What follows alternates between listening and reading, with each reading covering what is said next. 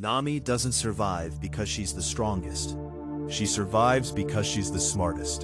In a world filled with monsters, warlords, and gods, where power is usually measured in fists and destruction, Nami rewrites the rules entirely.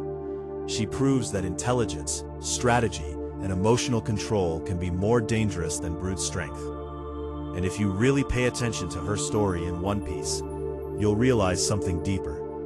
Nami isn't just navigating the Grand Line, she's navigating pressure. Constant, suffocating pressure. The kind that breaks most people, but not her. From the very beginning, Nami is introduced as a thief, a manipulator, someone who lies, deceives, and uses people to survive. But that surface-level judgment hides a much deeper truth. Nami didn't choose deception because she's evil. She chose it because she had no other option. Growing up under the control of Arlong, she was forced into a life where every decision meant the difference between life and death, not just for her, but for her entire village. Imagine being a child and carrying the financial burden of freedom. Every berry she stole wasn't greed, it was survival. Every lie she told wasn't manipulation, it was strategy. And this is where her intelligence is born, not in comfort, but in pressure. What makes Nami so fascinating is that her intelligence isn't just intellectual, it's situational.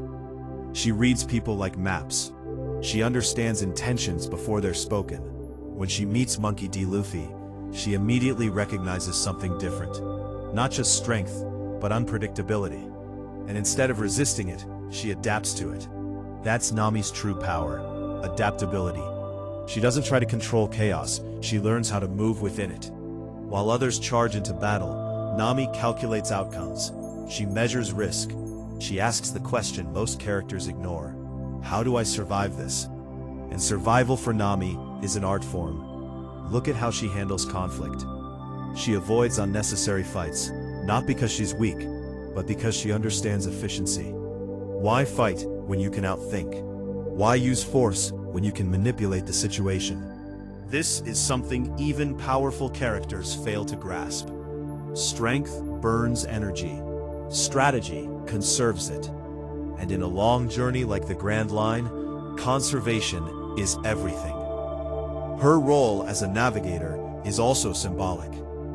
On the surface, she's guiding a ship through dangerous waters. But on a deeper level, she's guiding the crew through uncertainty.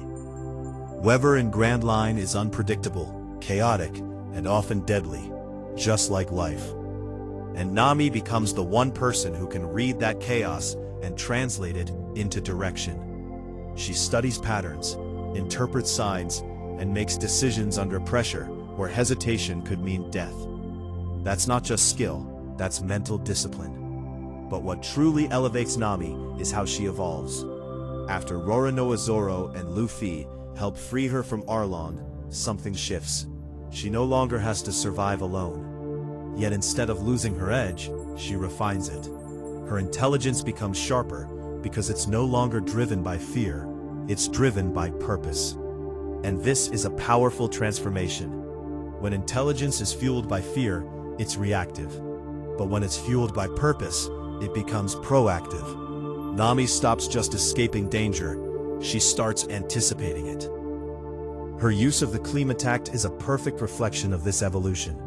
It's not a weapon of brute force, it's a tool of precision. Weather manipulation requires understanding, timing, and control. It's science blended with instinct, and that's exactly who Nami is, a balance between logic and intuition. While others rely on raw power, she creates power through knowledge. She turns the environment itself into a weapon, and in doing so, she proves a powerful idea.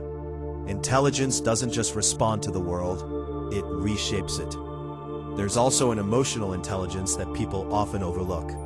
Nami understands fear, not just her own, but others.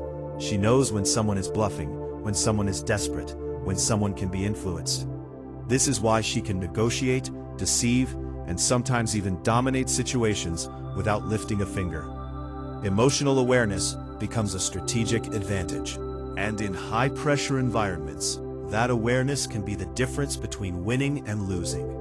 But let's be real, Nami still feels fear. She's not fearless, and that's what makes her powerful. Because courage isn't the absence of fear, it's the ability to act despite it. Nami feels the same danger as everyone else, sometimes even more intensely because she's aware of the risks. But she doesn't freeze. She thinks, she adapts, she moves. That's the real lesson here. Under pressure, your greatest weapon isn't strength, it's clarity. Nami's story teaches something most people overlook in a world obsessed with dominance. You don't always need to be the strongest person in the room. You need to be the most aware, the most adaptable, the most strategic. Because pressure doesn't just reveal who you are, it amplifies it. And Nami shows us that when intelligence meets pressure, something powerful is created. Precision. So when you look at Nami, don't just see a navigator or a thief. See a strategist forged in survival. Someone who turned pain into intelligence, fear into awareness, and chaos into control.